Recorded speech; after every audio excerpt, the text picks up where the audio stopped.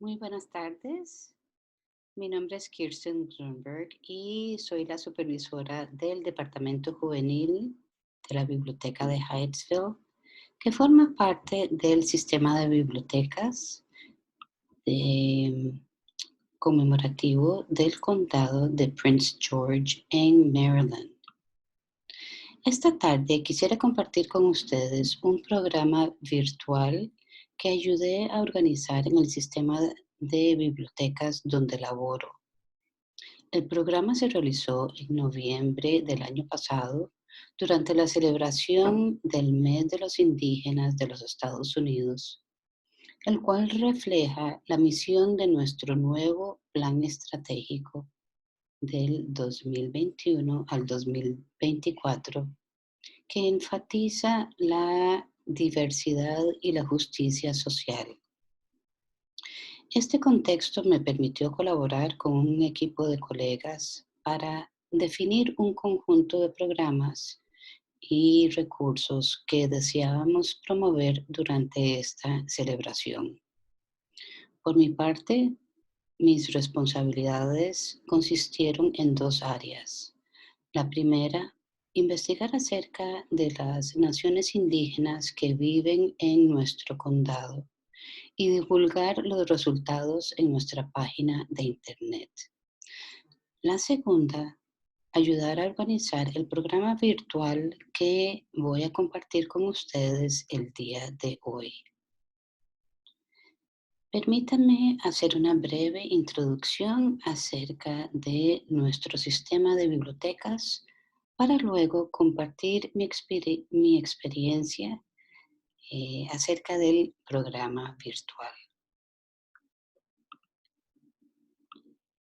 Voy a compartir mi pantalla, si me permiten un minuto.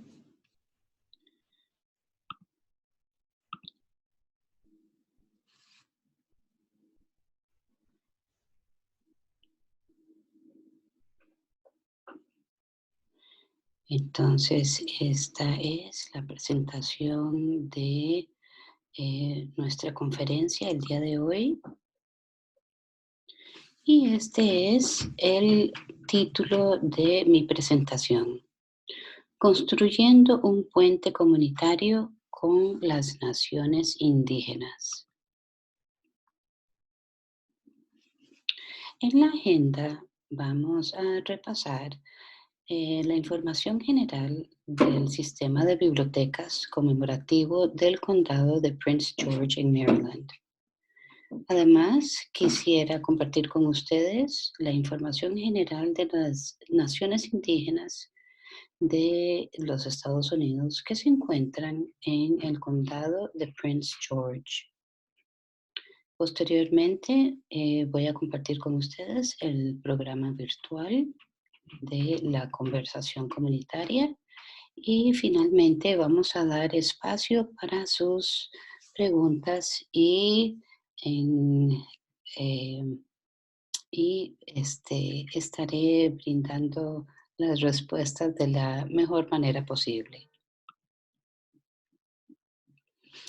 Entonces, el condado de Prince George se encuentra ubicado al este de Washington, D.C.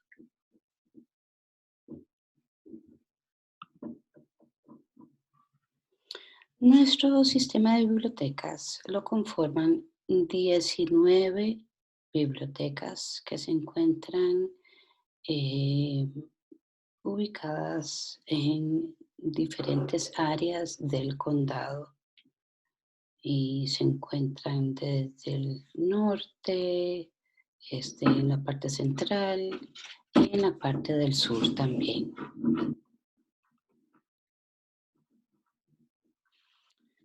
La biblioteca donde laboro está siendo construida en estos momentos. Actualmente nos encontramos en un edificio temporal y aquí es donde soy la supervisora del departamento juvenil.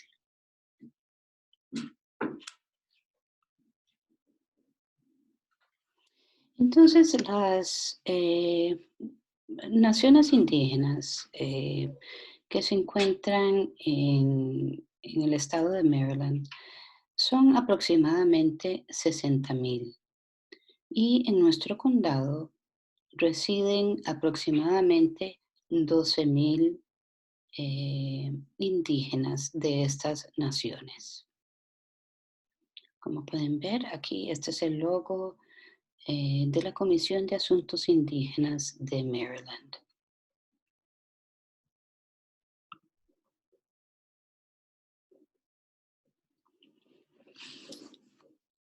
Los indígenas en los Estados Unidos, que incluye Alaska y Hawái, son miembros de 567 naciones soberanas que tienen una relación legal y política única con el gobierno federal de los Estados Unidos.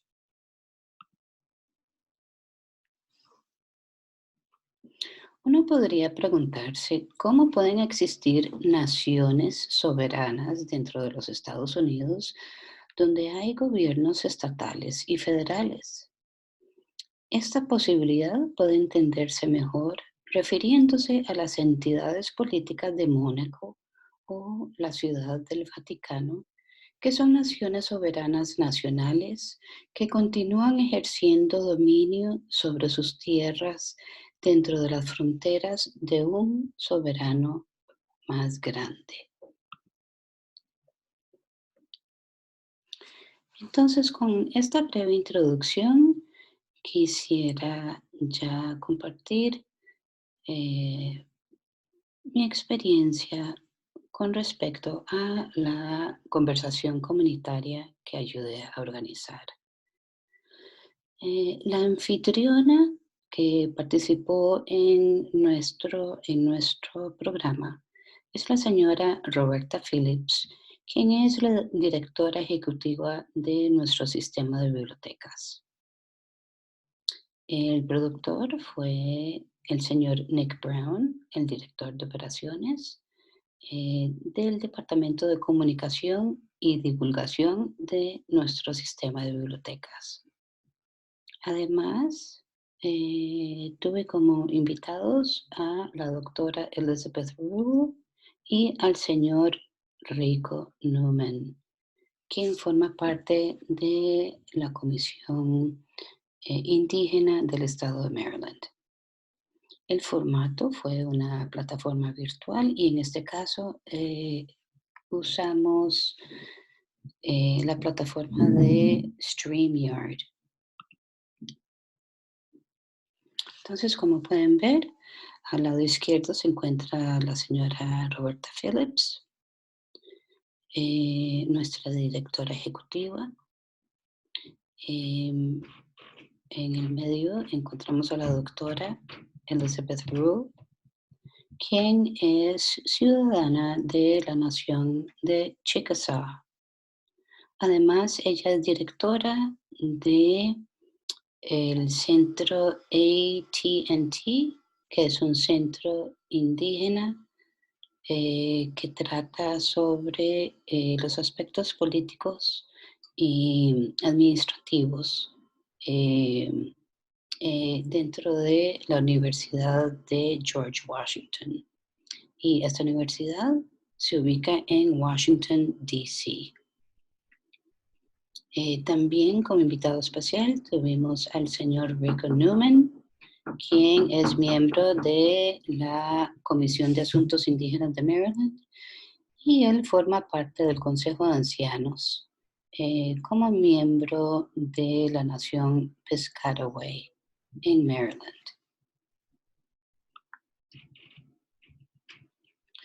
Los objetivos de esta conversación comunitaria fueron los siguientes. Primero, quisimos referirnos al reconocimiento del territorio para resaltar la herencia de los indígenas de los Estados Unidos en el condado de Prince George. Como segundo objetivo, quisimos conversar acerca de los desafíos que enfrentan los indígenas de los Estados Unidos a nivel local y nacional. Como tercer objetivo, quisimos compartir las diversas formas en que la comunidad del condado de Prince George puede obtener una mayor conciencia de las tradiciones culturales, la educación, los negocios y otras actividades de los nativos americanos a nivel local y nacional. Finalmente, quisimos dialogar acerca de los recursos, los programas y los servicios que nuestro sistema de bibliotecas públicas puede ofrecer para los nativos americanos o las naciones indígenas a nivel local y nacional. Entonces, para resaltar nuestro primer objetivo, permítame referirme al reconocimiento de nuestro territorio. Por lo tanto, como residentes del condado de Prince George, nos gustaría reconocer que nos reunimos en los territorios de Mattapanient, Patuxent, Piscataway, Moyanone, Pamunkey y Mattapanient, pasado y presente, y honramos con gratitud la tierra en sí mismo y las personas que han sido sus guardianes a lo largo de las generaciones. Esto es un llamado para continuar aprendiendo cómo ser mejores guardianes de la tierra que habitamos.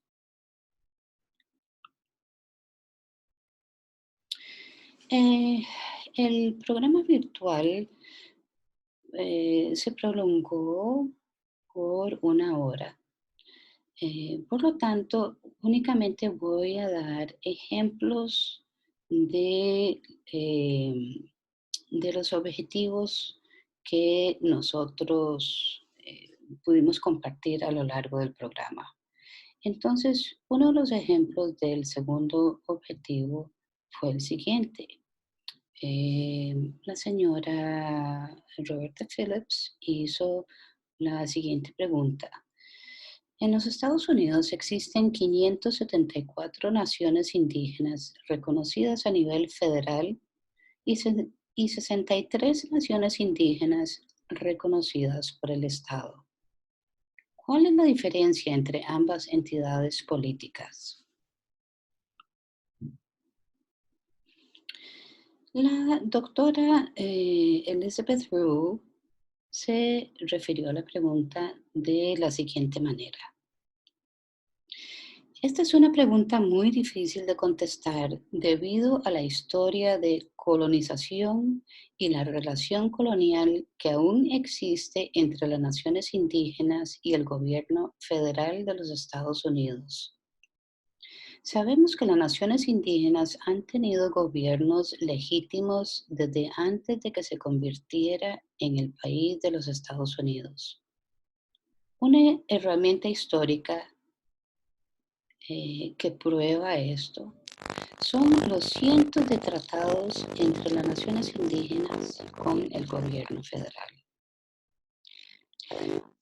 Se explica a la doctora Rowe a lo largo del proceso de colonización. Las naciones indígenas han tenido diferentes tipos de experiencias. Por ejemplo, las naciones indígenas de California estuvieron en contacto con las fuerzas colonizadoras mucho más tarde que las que se encontraban en la costa este.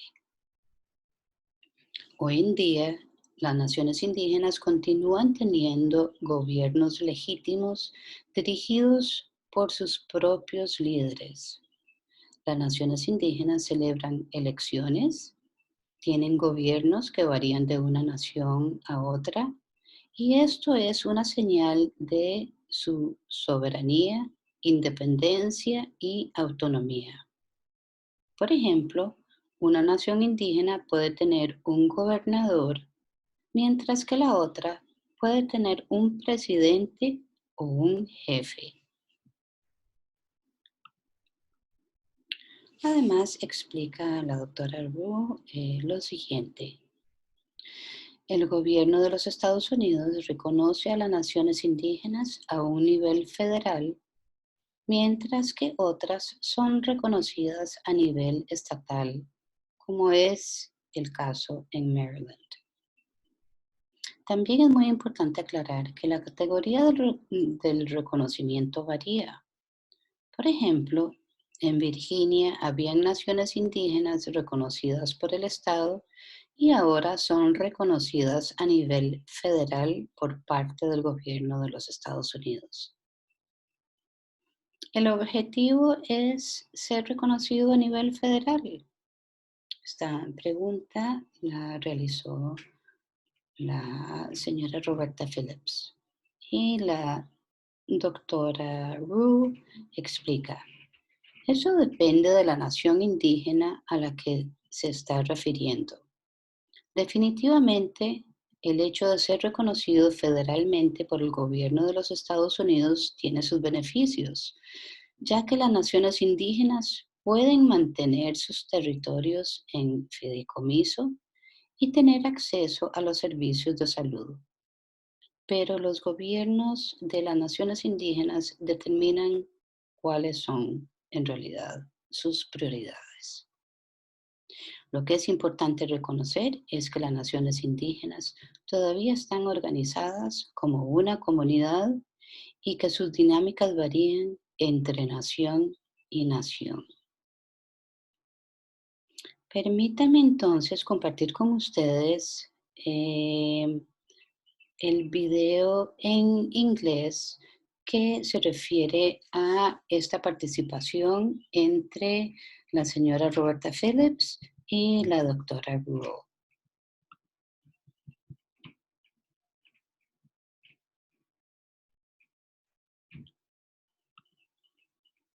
So there's many challenges facing national and local Native communities. My first question is something that I don't know the answer to. In the United States, there are currently 574 federally recognized tribes and 63 state recognized tribes. What is the difference between both political entities? Sure. Well, that's a really good question. And essentially, what you're getting at through that question is, who are Native people? Who are indigenous folks of the United States? What we call today the United States. And that's a very difficult question in some ways, in part because of the history of colonization and the ongoing settler colonial relationship between indigenous Americans and the United States federal government. So, before I even address the difference between state and federally recognized tribes, I also want to point out that indigenous peoples really occupy a very unique position when we think about marginalized communities in America. Indigenous peoples, of course, have been racialized over the years as non-white folks, right, as racial minorities. But we also occupy a very distinct position as political entities, and that is as citizens of legitimate governments run by our tribal governments. We hold elections. We, have governments that vary from tribe to tribe, actually, and that is a sign of our sovereignty and our independence and autonomy. The fact that one tribe may have a governor, while another may have a president, while another may have a chief, or something of that nature. And so, to get to your question about the difference between federally recognized tribes and state recognized tribes, essentially what we're looking at is the mechanism of recognition. And we know that tribes existed in the Americas before it was the United States, and our treaty history, the hundred of treaties between these nations and the United States federal government really are the historical tool that we can use to say, even the United States recognize these as fully legitimate governments, right? Of course, throughout the process of colonization, tribes had very different experiences. So tribes, for example, in California, came into contact with colonizing forces much later than tribes here on the East Coast. So federal recognition essentially is recognition by the federal United States government of a tribal nation's governmental status, right? Essentially their tribal nationhood. But this is a very difficult and challenging and contested category for tribes because we also have indigenous peoples who do not have this recognition. And many of those folks are state recognized tribes, like we have here in Maryland, for example. But it's important to recognize that they are still organized as a community, they're still here as people, even if that relationship looks a little bit different. It's also really important to point out, again, just the socially constructed nature of this idea of federal recognition, because like we saw in Virginia, there were a handful of tribes there that up until very recently were state recognized, and then they just became federally recognized. So this is not a stagnant category that we're talking about. And really, it's important to know, who we're talking about when we're talking about Native people, and those Native people know who they are, right? And our relationship with the United States looks different from tribe to tribe and community to community, but that's why we have some of that variance between our tribal nations. And is the goal for them to be federally recognized? I would think that would be the goal. Really, that depends on the community that you're talking to. There are definitely some, rights that are reserved for federally recognized tribes, things like holding land into trust, for example, taking advantage of some federally provided resources such as Indian Health Services and so on. But there are other communities that are determining their own priorities as Indigenous peoples, and I think that's what it really comes down to is, again, that self-directed form of self-governance to determine what are the priorities within the community itself. For some, that is seeking federal recognition, and for others, it's not. Okay. Muy bien, entonces pasamos al siguiente objetivo, que consiste en conversar acerca de las formas en que la comunidad del condado de Prince George puede obtener una mayor conciencia acerca de las naciones indígenas que se encuentran ubicadas en esta región. Entonces, la pregunta consiste en lo siguiente. ¿Ha habido un progreso gradual continuo en la lucha contra la discriminación contra los indígenas de los Estados Unidos? Inclusive la eliminación del nombre del equipo de fútbol americano de Washington, D.C. y el cambio del nombre del Día de Cristóbal Colón al Día del Indígena de los Estados Unidos, que se celebró en el condado de Prince George por primera vez el 12 de octubre del 2020. ¿Cuáles son las prioridades más urgentes para promover la visibilidad de las naciones indígenas a nivel local? Para este ejemplo voy a brindar cómo respondió el señor Rico Newman, y él se refirió a dos aspectos fundamentales. La primera se refirió a la educación universitaria. La Universidad de Georgetown afirmó que habían vendido esclavos y por tanto ellos tienen una obligación con sus descendientes. Es por eso que la Universidad de Maryland debería de hacer lo mismo, porque las naciones indígenas han sufrido todo tipo de depravación, incluyendo la pérdida de su identidad. La Universidad de Maryland de College Park se limita a hacer reconocimientos del territorio durante sus eventos deportivos para expresar que están en mi tierra natal, pero no ofrecen ningún programa o servicio que facilite a los miembros de las naciones indígenas el acceso a la universidad. Y por eso los estudiantes tienen que ponerse en fila como todos los demás. Estuve en la oficina de admisiones de la universidad y regresé sin absolutamente nada. La Universidad de Maryland persigue a los estudiantes asiáticos porque tienen dinero y persiguen a los latinos porque eso les dará dinero. Pero no hay dinero asociado para los estudiantes de las naciones indígenas y no parece que hubiese algo que los motive para hacerlo.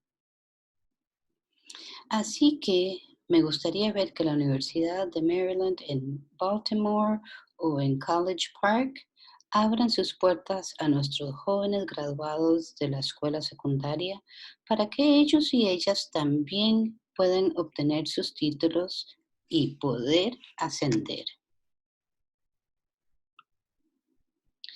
Y refiriéndose a la misma pregunta, el señor Rico Newman también se refirió a los monumentos y a las estatuas. Nos deshacemos de Cristóbal Colón y del nombre del equipo de fútbol de Washington, D.C., pero muchas naciones indígenas sienten que esto más bien es un avance hacia nuestra desaparición. Cuando los bajan, algo más tiene que ocupar su lugar, pero no se pueden quedar vacíos. Busquemos a uno de los nuestros que ha empujado y tirado este vagón durante los últimos 100 años y que nos ha podido impulsar hasta donde estamos el día de hoy. Tengamos un monumento para celebrar sus sacrificios, sus ambiciones y su trabajo. Un día, un senador de Annapolis, de Maryland, me dijo: ¿ustedes tienen pinturas o cuadros que podamos colgar en nuestros pasillos? No, le respondí.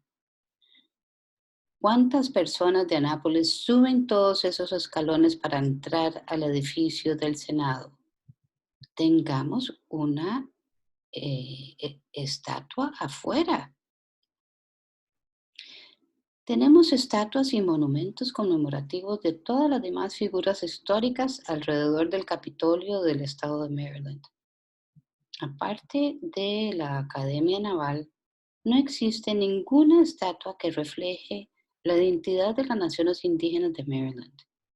Hay que colocar monumentos encima de la superficie para mostrar que todavía estamos aquí. De lo contrario, todos avanzan y nosotros retrocedemos. Escuchemos entonces al señor Newman referirse a esta pregunta en inglés en el video.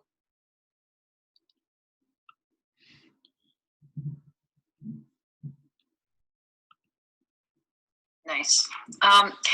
For the non-Indigenous folks like myself, we can see some incremental progress in combating discrimination against Native Americans with the removal of the Washington football team's previous name. And the change of Columbus Day to Native American Day, which was celebrated in Prince George's County for the first time on October 12th in 2020. What are the most pressing priorities for advancing visibility for Native Americans locally? And that's a question for either of you. Well, I'll jump on it with both feet real quick. Okay. Yes, yeah, there are definitely some things that we would like to see to be prioritized so that we can make some strides. It's been 300 years to getting where we are. Since the 1700s till now. Mm-hmm. Well, hey, I don't have that long, but I'd like to see something happen in my lifetime. What I see what Georgetown University did when they affirmed that they had slaves there that they sold, and so they have an obligation to help the descendants of those people. You know, I've gone to many universities in the University of Maryland system, and they're all doing land acknowledgments. University of Maryland College Park is definitely one of them. Now that they're part of the Big Ten, they're required to do so. But I want something other than at sporting events, you acknowledge that you're on my homeland. And so now what? You're on my homeland, but you have no programs, no processes for anybody within the tribe to be able to access that university other than get in line with everybody else. That's not what Georgetown did. And I think that Maryland should follow suit and understand that, we were suffering different venues of deprivation like everyone else did, if not more so. And at least, the loss of identity. A lot of people didn't suffer that. So I would like to see the University of Maryland system, whether it's University of Maryland, Eastern Shore, Baltimore, or College Park, for them to collectively come up with some type of a program that will not only open the doors for some of our young people who are graduating from high school to get into the academia, but also to move down into the system and find out what they're doing or not doing to prepare themselves to be able to get into college and to matriculate successfully and get degrees and move up. I've been to the school to talk with the admission officers, and I come back zero, no information, no nothing. They go out in the community, they chase the Asian students because somebody's got money, and they chase the Latinos because that will get them money. But there's no money associated with having natives come to those campuses, so why bother? There's nothing to push them to do that. But I think that when you see what happened with Georgetown, I think Maryland should very well follow suit. And it's fine, we get rid of Columbus, we get rid of the name of the Washington football team. And so now, does that mean, like a lot of tribes think, that's furtherance of our disappearance? But, for me, good riddance to them all. But something else has to take their place. Don't just leave a void. Let's have something else. I push for some type of memorial or monument in Annapolis, Maryland. I was told by one senator, do we have any paintings or pictures they can hang in the halls of the Senate? No, we don't want. How many people to Annapolis go in the Senate? Most people think they have to walk up all those steps. They're not going in the building. Let's have a statue outside. You got statues of everybody else. You got monuments, memorials of everybody else around the Maryland State Capitol. Not one reflects any identity of American Indian Native people still in this state or ever have been, other than at the Naval Academy. That's it. Something has to be done, as you stated earlier, to show something above the surface that we are still here. Yeah, goodbye Columbus, but whatever pedestal he was on, let's get another statue up there. Let's get one of our people in the hand that pushed and pulled this wagon for the last 100 years to get us where we are. Let's have something to celebrate their sacrifices, their ambitions, the work that they did to get us where we are. We need to do more than just land acknowledgments. We need to do more to get our people some type of action, affirmative or otherwise, slap any title on it you want to, but we've got to be able to gain some kind of access. Otherwise, everybody moves ahead and we're backing up. Amen. Gotcha.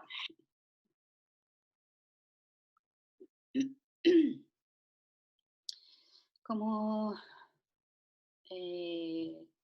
otro ejemplo para nuestro objetivo número 4, fue acerca de dialogar acerca de los recursos, los programas y los servicios que la biblioteca pública puede ofrecer para los nativos americanos a nivel local y nacional. Entonces la pregunta que realizó la señora Roberta Phillips fue la siguiente. ¿Cuáles recursos educativos puede compartir nuestro sistema de bibliotecas con nuestras comunidades?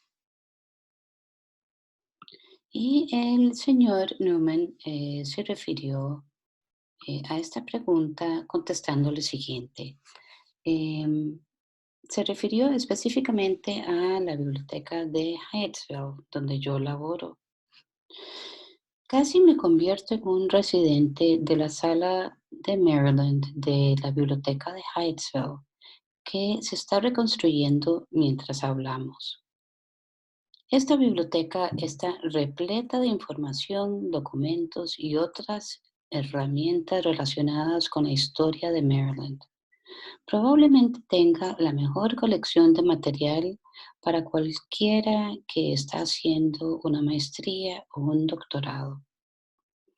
Las únicas dos opciones que tienen las personas de la comunidad fuera de la biblioteca de Hyattsville son los archivos en Annapolis y el centro DRC McNeil de los estudios indígenas americanos de la Biblioteca Newberry en Chicago, los cuales tienen muchos recursos que se concentran en América del Norte, del Sur y Central. Por eso la biblioteca de Hyattsville es tan importante para la comunidad. Y finalmente pidió lo siguiente: coloque mi nombre en una silla en el nuevo edificio. Vamos a escuchar al señor Newman respondiendo a esta pregunta en inglés. Learning so much, so thank you for that, and we hope to do it in Maryland as well. One more question for Mr. Newman. Who can the library consult for Native American program and service implementation?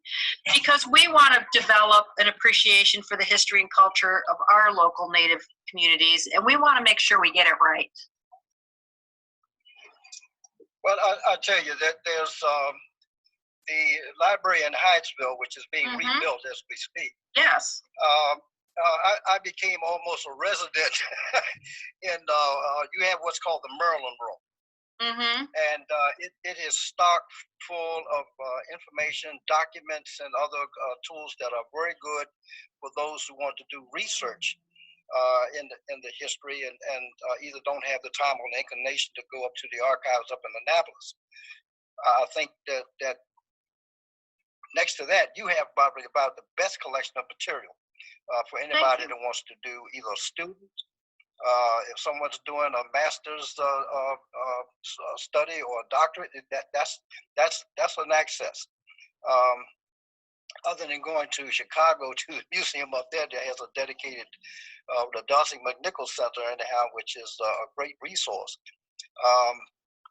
But you know, and I'll put the center in that museum, Hyattsville, almost on par because it's focused, not like Darcy McNichols Center, which has information about Indians throughout North, South, Central America. But the Maryland Room is focused specifically on Maryland and has much information that it may share. And I think more people need to know that it's there. It's and it's going to be enhanced when we reopen. So we'll have to get you an invite when we reopen. For sure. Thank you. Put my name on the chair. Okay.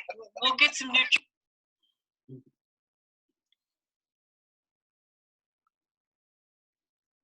Bueno, por supuesto tuvimos más preguntas, pero como le expliqué anteriormente, el programa fue de 1 hora. De todos modos, yo les estoy brindando el enlace del video que pueden ver ustedes en YouTube si desean ver el programa completo. Por lo tanto, después del programa es importante poder pensar en próximos pasos que podemos hacer.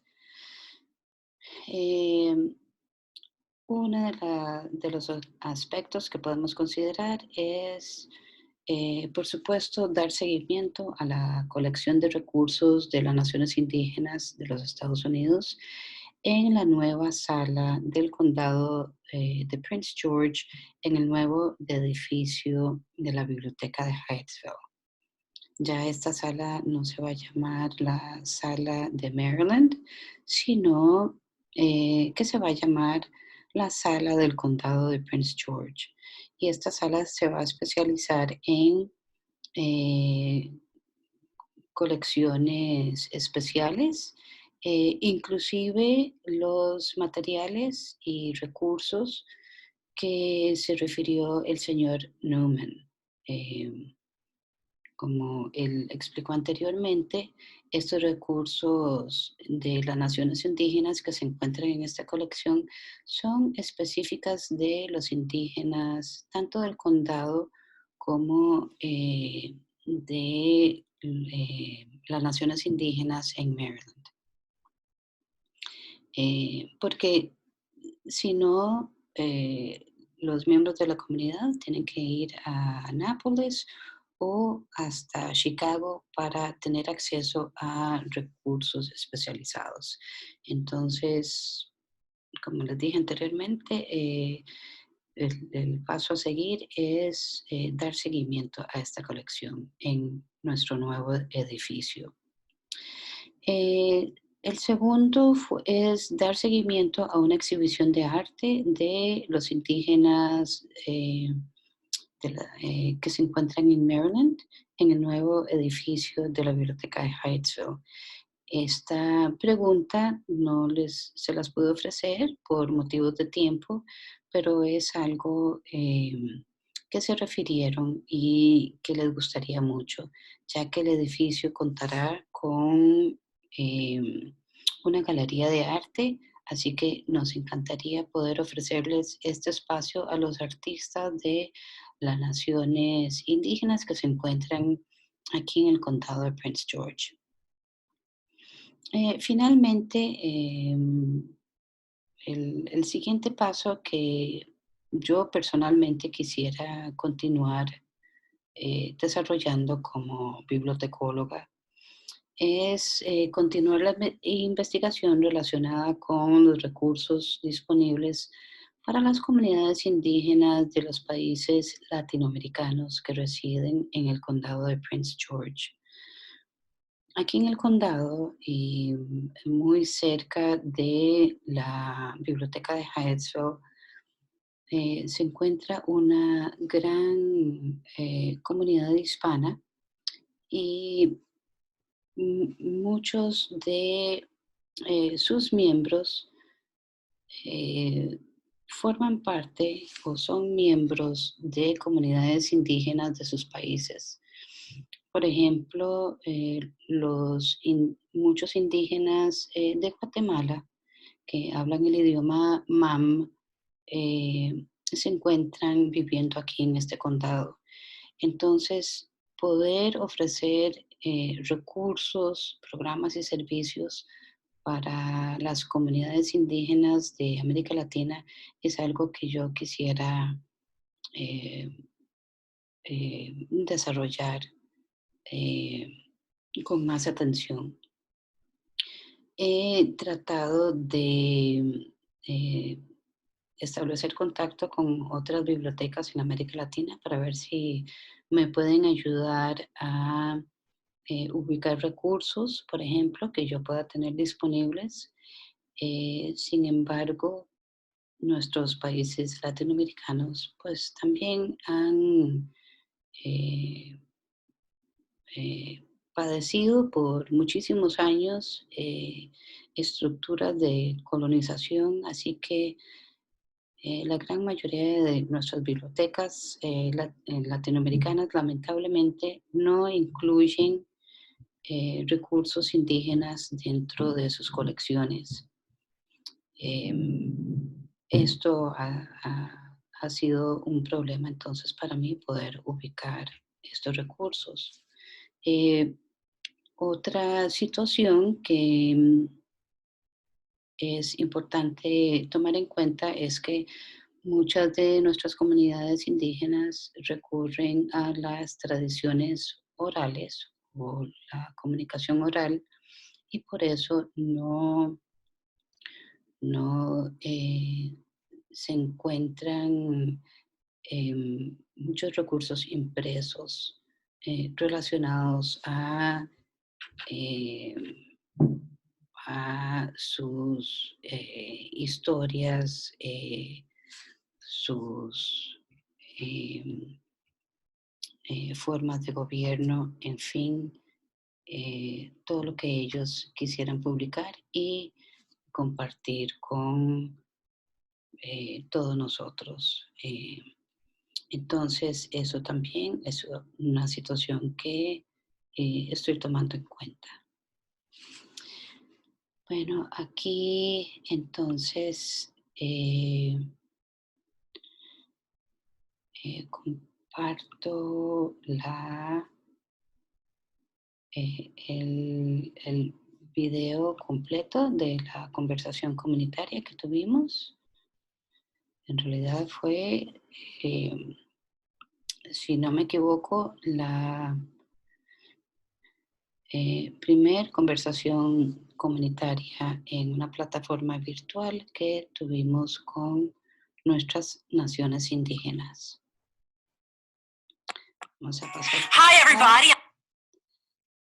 Y este es mi nombre, Kirsten Grunberg, y de nuevo soy la supervisora del Departamento Juvenil de la Biblioteca de Hydesville, del Sistema de Bibliotecas Conmemorativo del Condado de Prince George en Maryland.